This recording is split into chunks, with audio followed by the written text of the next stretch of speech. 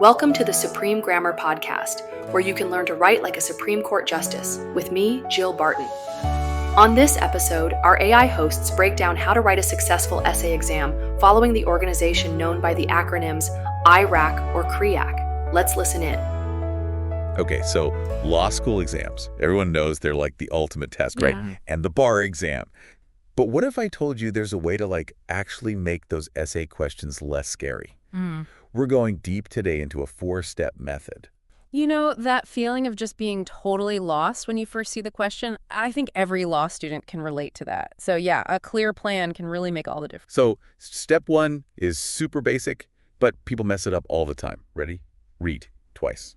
Right. It's not about skimming. It's more like that first time you read it, you're just trying to get the big picture. Like, who are the people involved? What's the main problem? Okay. Then the second time, that's where you really dig in. I see. And the book has this awesome example about torts. It's about this guy, Emil, who works at a pet store. Yeah. And he thinks this customer, Camille, might be shoplifting. Okay, I'm following. So first read through, you just pick up on the basics. Emil's the employee, Camille's the customer, something's going on with some dog bowls. We don't need all the little details yet. Makes sense. But then, and this is super important, after you look at the actual question they're asking, maybe it's about what Camille can sue for or how Emil could defend himself, you go back for round 2. Got it.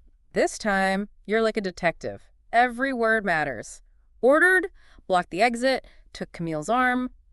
Those aren't just random facts. They're like clues pointing to legal issues. Ooh, I like that.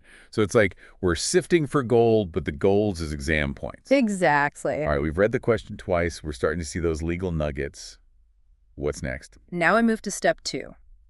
Identifying the issues. This is where you connect the dots. We see those important facts, and we start thinking about what legal claims they might lead to. So Emil stopped Camille from leaving. Could that be false imprisonment? He grabbed her arm. Is that battery? That kind of thing. You got it. You're basically listing out all the potential legal problems that need to be analyzed. And in that torts example, we also have this thing called the shopkeeper's privilege. That might be a way for Emil to defend himself. So these all become like the building blocks for your answer. Okay, that makes sense. So we've got all our issues laid out. Time to start writing. Right. Not so fast. Before you jump into writing, you need a framework. That's where step 3 comes in. We're going to use either the IRAC, pronounced IRAC, or the CREAC method. Now, I know these acronyms can sound a little intimidating. Yeah, a little bit. But trust me, they are lifesavers when it comes to organizing your thoughts and writing a clear, logical answer. Okay, I've heard these terms thrown around before. IRAC, CREAC. But to be honest, I'm not totally sure what they mean. Can you break it down for me? Absolutely. They're both ways of structuring your analysis. Think of them like a recipe for a perfect legal argument. IRAC stands for issue, rule and explanation, analysis and conclusion. CREAC is similar, but it flips the order a bit. Conclusion, rule, explanation, analysis, and conclusion. So with one, you start by stating the legal question, and with the other, you jump right to your answer. But the basic elements are the same. Exactly. You always want to lay out the relevant legal rule, explain any key concepts or tricky terms, analyze how that rule applies to the specific facts of the case, and then wrap it all up with a nice, clear conclusion. Gotcha. So it's like building a solid legal argument brick by brick. That's a great way to put it. Okay, so let's take a closer look at each of those bricks. First up, the issue. What exactly goes into stating the issue? Well, the issue is basically a concise question that pinpoints the exact legal problem you're going to address.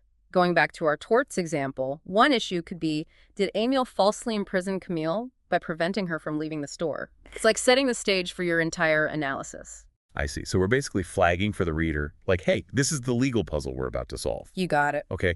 What about the rule and explanation? What do we need to include there?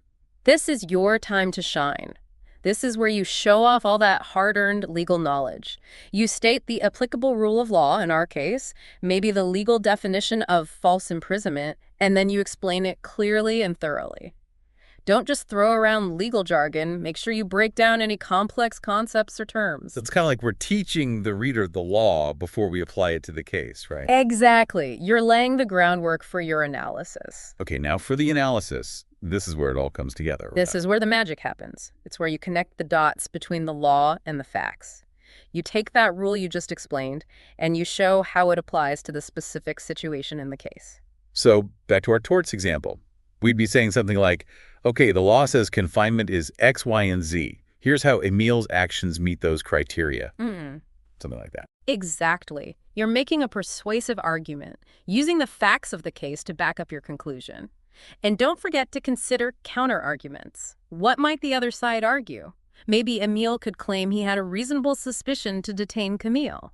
You need to address those potential arguments and explain why your analysis is stronger. It's like a legal debate on paper. You have to play both sides to build the most convincing case possible.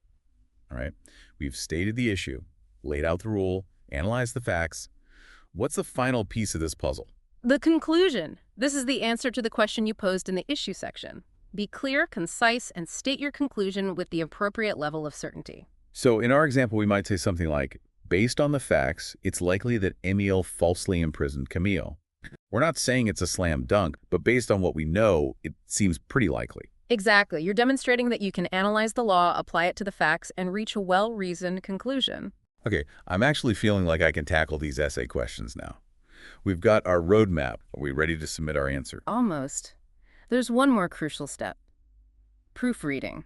I know it sounds obvious, but under exam pressure, it's easy to skip.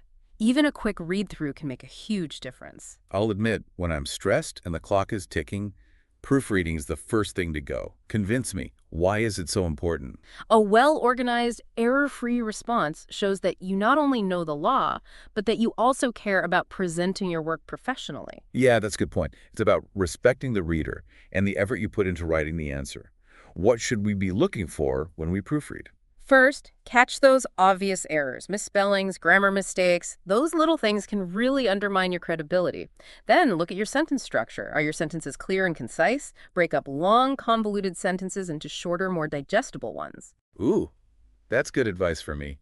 I tend to write these super long, complicated sentences like I'm arguing a case before the Supreme Court. It happens. Anything else we should be on the lookout for? Make sure your conclusions match your analysis. Do they align? Are they stated with the right level of confidence? And lastly, take a look at the overall organization. Does it flow logically? Are your headings clear and easy to follow? So it's like giving our legal masterpiece a final polish before we present it to the world. Exactly. And even under pressure, we can usually find a few minutes for that final check. It's an investment in your success. But can we circle back to that torts example for a minute? There are a few things I'm still not 100% clear on. Of course, happy to. Which parts are you still thinking about? Well, for starters, the whole false imprisonment thing. Can you remind me what actually makes something false imprisonment? Sure. So basically, false imprisonment happens when someone intentionally keeps another person from moving freely, and they do it without a good legal reason. So the person is stuck in a certain area, and they don't want to be. So in our example, when Emil stopped Camille from leaving the store and took her to the back office, that could be false imprisonment. Yeah, it could. But we have to look at the specific facts. Did Emil actually block the door? Did he use force or threaten her to stop her from leaving? Was there another way out? These are all things a court would consider. So even if he didn't physically, grab her, if she felt threatened and thought she couldn't leave, that could still count. Exactly. It's not just about physical barriers. It's about feeling trapped. If a reasonable person would have felt like they couldn't leave that situation, then it could be false imprisonment, legally speaking. Okay, that makes sense. But you mentioned earlier that Emil might have a way to defend himself, this thing called shopkeeper's privilege. What is that exactly? So the shopkeeper's privilege basically allows store owners to detain someone if they have a reasonable suspicion that the person is shoplifting. But it's not a blank check. There are rules. So they can't just detain anyone they want? Nope.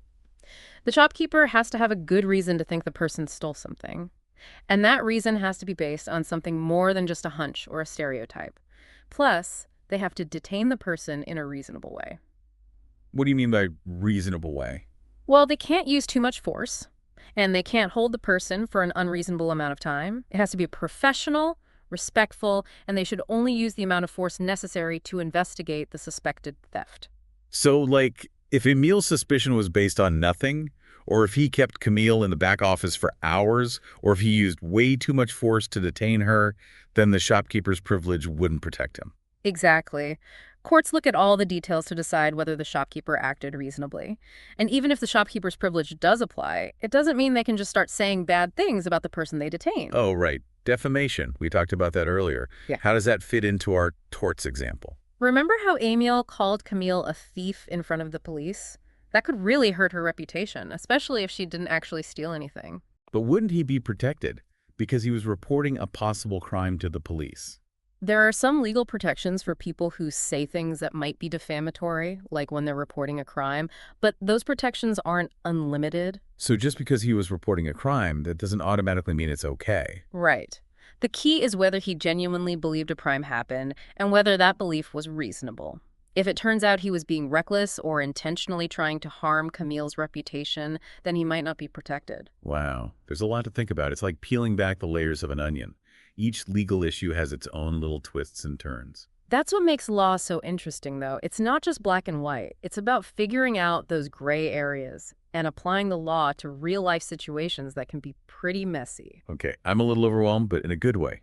We've covered so much today, from that four-step method to all the ins and outs of torts law.